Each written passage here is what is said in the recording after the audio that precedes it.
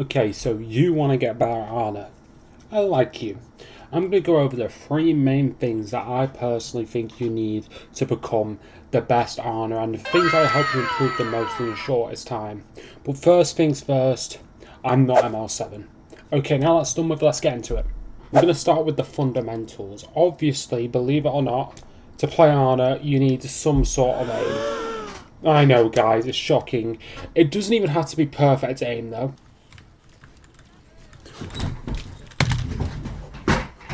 How have I missed that sleep?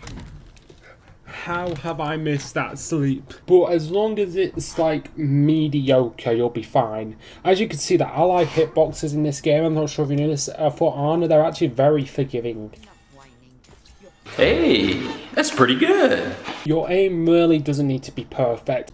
Personally, I feel like the easiest way to improve your aim is just playing the character. A lot of people will tell you to do aim labs, but I think personally, for Ana specifically, you might as well just play the game and play her more and get better with her.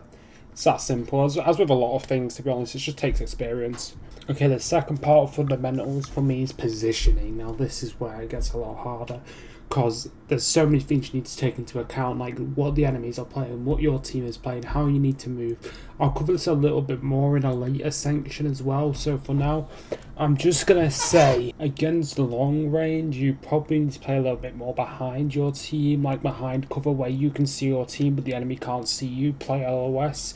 And then with flankers or dive, you kind of want to play inside your team, so if they dive you, you've got that support, and places they're going to struggle to get to you.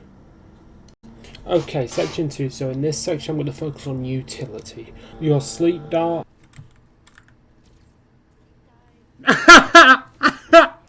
Biotic grenade. It's such a big anti. Oh my god, I love Ana. And nano boost. Fuck him up, man.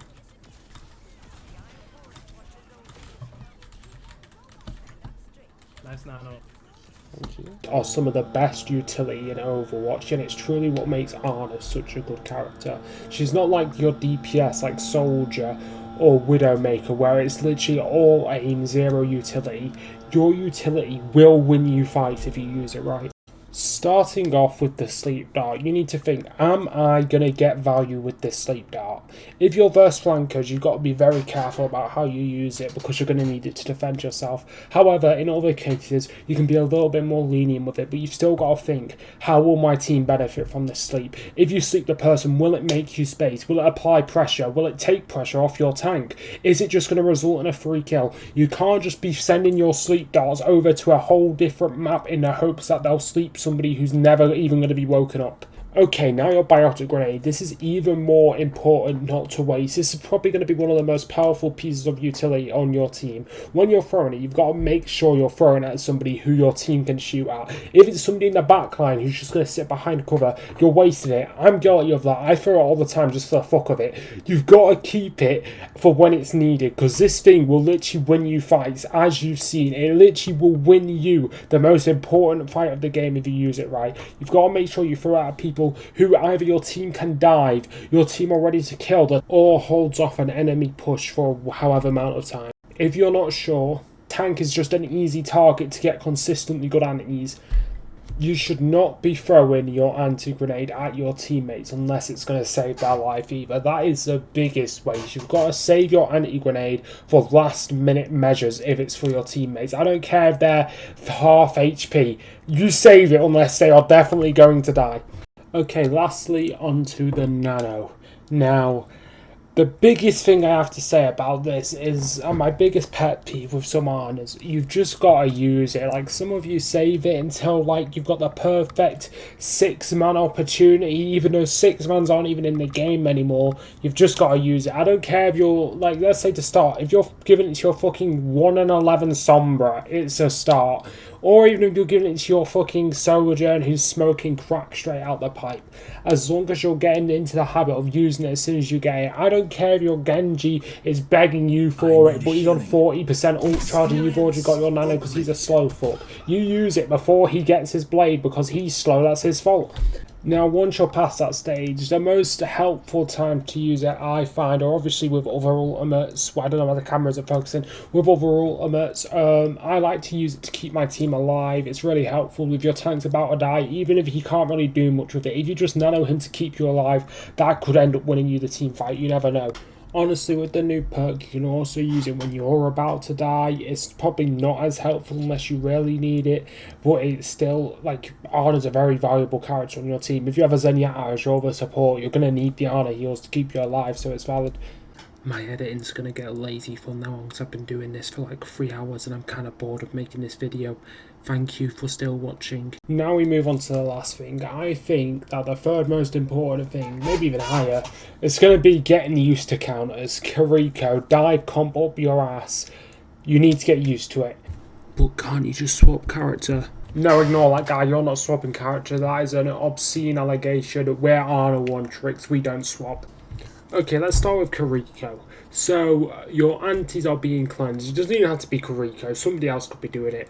You've just got to simply say, yo team, tell me when they've cleansed. Earlier I even said, yo, give me your ultimate status if you hear the cleanse. Just any way for you to know they've cleansed. And you save your anti for after that so you can get a real impact. Unless there's a reason for you to want to get the cleanse out. Let's say that you have a big ultimate and the cleanse is going to ruin it. Then you can throw your anti to get that cleanse out for your teammate to do their ultimate.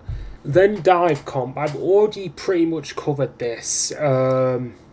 Like in my last two sections, you're going to want to position with your team. Make sure that if anybody does come, they're going to be ready to protect you. Did I say that right? Your team's going to be ready to protect you from the enemy who's obviously trying to kill you. Ideally, you should have like a hit scan marking them and covering them anyway to stop them, but obviously your team isn't always going to be that good. They're not always going to be ready, especially in the lower ranks. So another thing you can do is hold your cooldowns a little bit more, just like use them for yourself if you need to. I mean, you don't get anywhere in life without being selfish, so feel free to hold your sleep dart, your anti-grenade. It's going to help you get out of those sticky situations if you need to. Ideally just your sleep dart should be enough, because obviously the anti-grenade would be very useful in other places.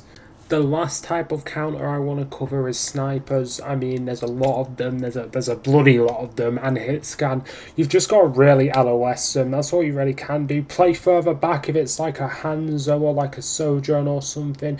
Obviously, with like Widow, it won't matter as much, but still play further back. That's going to be the best way. As long as you make sure you can see your team, but the enemies can't see you, that's how you really deal with that. It doesn't get much more complicated than that. And you've just got to be aware of where they're going to be playing. Like, I wouldn't play high ground too if you're going to be versus those kind of things. Same with dive. I'd kind of just sit low and far, or with dive low and inside. That's how I do it. Okay, that's the end of this tutorial for me. I went over a lot of the main theories. I know it was a lot of talking. You're probably not even going to remember half of this because it was just talking if you're a visual learner. But I hope that you take something from this, even if it's just simple stuff. A lot of this sounds more basic than it is too. Like, I'm sure you think you do a lot of this stuff and you don't. If you watch the VODs, your own VODs, I'd recommend, and just see how many times you throw an anti and you're like, I didn't have to throw that anti, or you throw a sleep dart and you're like, I didn't have to throw that sleep dart. Then just skip a little bit ahead and see if that anti would have came in handy, and maybe even you won you a fight.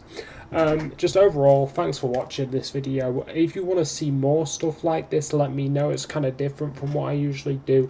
I'm just making whatever's fun out. It's probably not good for the algorithm, so I'd appreciate if you subscribed anyway. Thank you so much. I hope you get better at Arna.